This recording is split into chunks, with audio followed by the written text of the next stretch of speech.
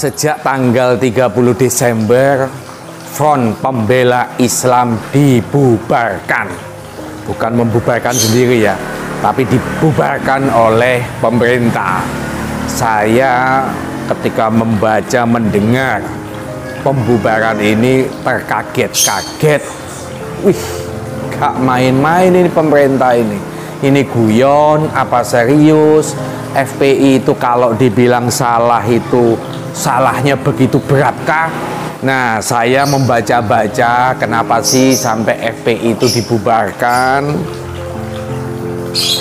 Ini ada 6 pejabat tinggi yang teken surat keputusan bersama. Ada Menteri Dalam Negeri, Menkumham, Jaksa Agung, Menko Info, Kepala Kepolisian, Kepala Badan Nasional Penanggulangan Terorisme, ini yang ikut tanda tangan ini. Keputusan bersama Menteri Dalam Negeri dan lain-lain. Ada beberapa pertimbangan kenapa FPI itu dibubarkan. Katanya FPI sejak tanggal 20 Juni 2019 tidak melakukan perpanjangan, tidak ngurus surat keterangan terdaftar. Nah, pada saat itu juga sehingga mulai tahun kemarin mestinya FPI itu sudah dibubarkan. Tapi ini kita mencoba menggunakan logika. Kenapa FPI itu dibubarkan sekarang? Kalau ada pertimbangan FPI suka melakukan sweeping, kalau bulan Ramadan warung-warung di sweeping. Dari dulu saya sudah protes. Kenapa itu tidak ditangkapi oleh polisi? Kenapa polisi mendiamkan? Kalau sekarang dijadikan argumentasi, alasan apa itu tidak terlambat? Apa itu tidak kelewat? Itu menjadi salah satu alasan. Juga ada alasan anggota-anggota FPI ada yang terlibat terorisme, ada yang terlibat tindak pidana umum. Nah, itu kan sudah lama. Kenapa pembubarannya sekarang? Kenapa ketika tidak pada saat Habib Rizik ada di Arab Saudi dibubarkan? Oh, itu jauh lebih enak. Habib Rizik tidak pulang. Saya sendiri melihat pembubaran ini kalau dibilang berbau politik pasti. Tentu ini soal kebijakan, ini soal keputusan politik.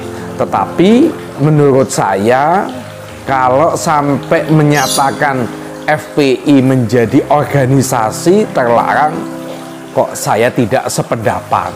Bahwa ada beberapa hal, ada banyak hal saya tidak sependapat dengan tingkah lakunya teman-teman FPI, iya.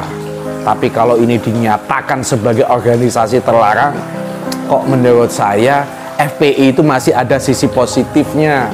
Misalnya ketika terjadi bencana alam, mereka di garis terdepan ikut membantu. Banyak hal lah yang menurut saya itu bisa diingatkan. Jauh lebih penting saya mengatakan kalau memang ada kesalahan-kesalahan orang FPI, pimpinan-pimpinan FPI, tangkap mereka seperti Habib Rizik sekarang. Adili mereka, tapi bukan sebagai sebuah organisasinya. Kok saya melihat apa ya, seakan-akan FPI ini betul-betul sudah mengkhawatirkan. Enggak, menurut saya bahwa mereka itu cenderung garis keras. Iya, tangkap kalau mereka melakukan kesalahan, tangkap mereka kalau memang mereka melanggar hukum. Itu menurut saya adalah nilai edukasi supaya FPI itu mau berubah menjadi sebuah organisasi yang moderat, yang tidak suka main hakim. Misalnya yaitu tadi sweeping segala macamnya. Kenapa FPI seperti itu? Karena pemerintah selama ini melakukan pembiaran. Iya enggak? Dibiarkan sweeping itu di kota-kota kalau bulan Ramadan. Kecuali pada saat Habib Rizik ada di Arab Saudi, kayaknya bulan puasa sudah tidak dilakukan sweeping. Tapi kenapa sweeping itu dibiarkan? Pemerintah menurut saya punya andil di situ.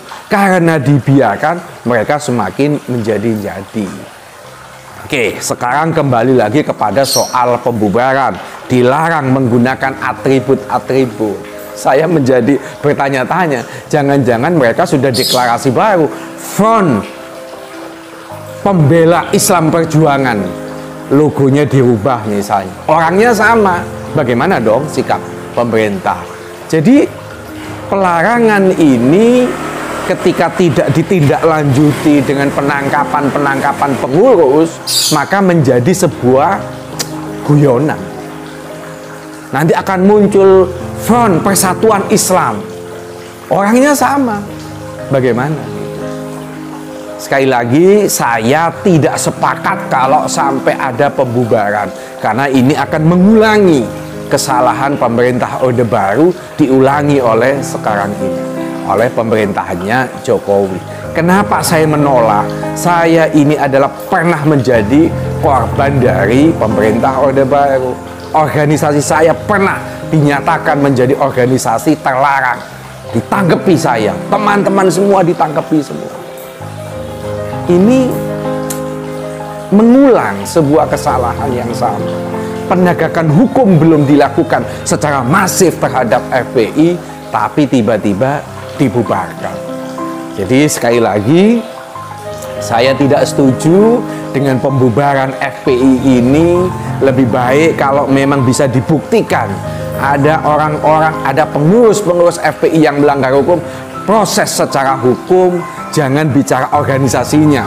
Karena mereka juga menerima Pancasila, mereka juga setuju dengan NKRI, apalagi Undang-Undang Dasar yang ditentang. Menurut saya tidak ada.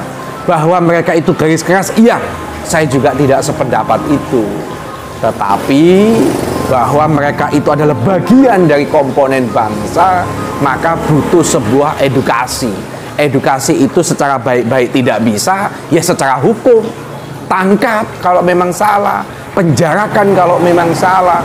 Bukan seperti sekarang, melarang aktivitas, melarang penggunaan atribut atau lambang-lambang FPI, tapi semua pengurusnya dibiarkan, maka kemungkinan akan muncul sebuah organisasi baru yang tidak sama, tapi rohnya sama, orangnya sama, dan pemerintah tidak menyelesaikan masalah. Sama halnya pemerintah ini menambah persoalan baru bagi kerumitan yang ada di dalam bangsa ini.